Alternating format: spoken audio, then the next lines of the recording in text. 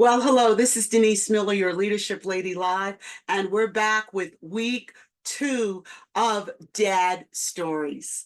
I hope you liked last week's episode, and I'd like to invite you, if you generally like the content that I'm sharing, to please hit the thumbs up and please hit the heart. If you'd like to hear more of what I'm sharing, please do subscribe, and most of all, please do share. And not only to share my videos, but I'd also like to ask you to share your own dad stories this month in the comments. And today we're going to look at 2 more leaders who had great dad stories. The first is Meg Whitman. She is the former CEO of Hewlett Packard, and her father, Hendrix Whitman, was a successful businessman.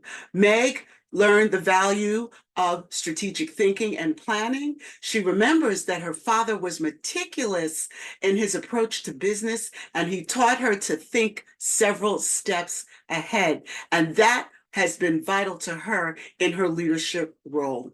Now, as a leader, are you doing that with your team? You should not be doing all of the thinking for your team all of the time. It's important that you remind your team that they need to think ahead.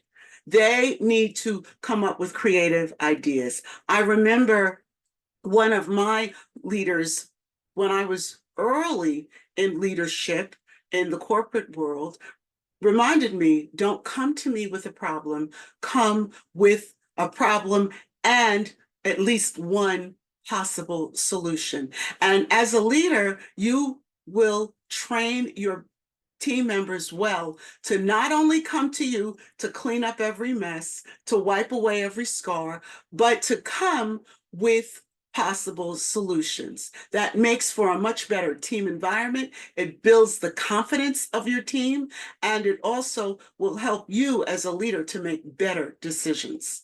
The second is Kenneth Chenault. He is the former CEO of American Express. His father, Hortensius Chenault, was a dentist.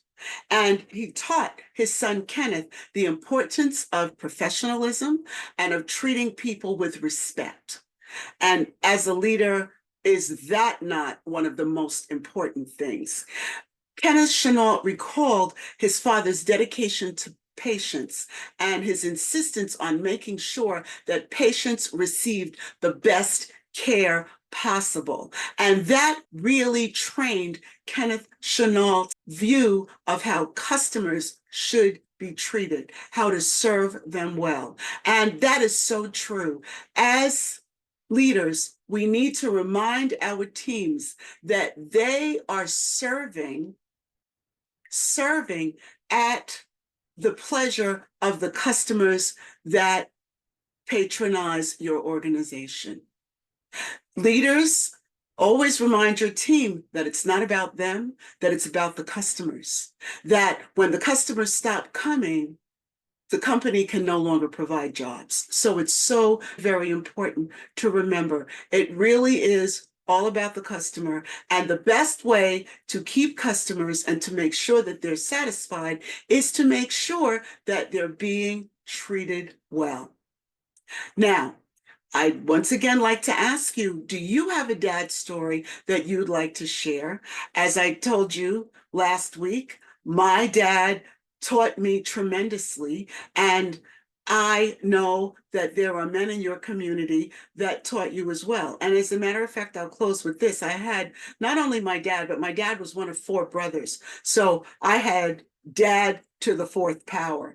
And one of my uncles was extremely entrepreneurial. And it's because of that uncle and my dad that I'm doing what I'm doing today, that I've learned that I am more than, as they would say, a one-trick pony. There are many, many gifts that I have, and I've learned to employ them in an entrepreneurial way. So please do remember, as leaders, we need to encourage diversity, not only diversity in terms of gender or race, but diversity in the use of gifts. Most people have more than one gift, and we need to try to make sure that they use them all well on behalf of the team.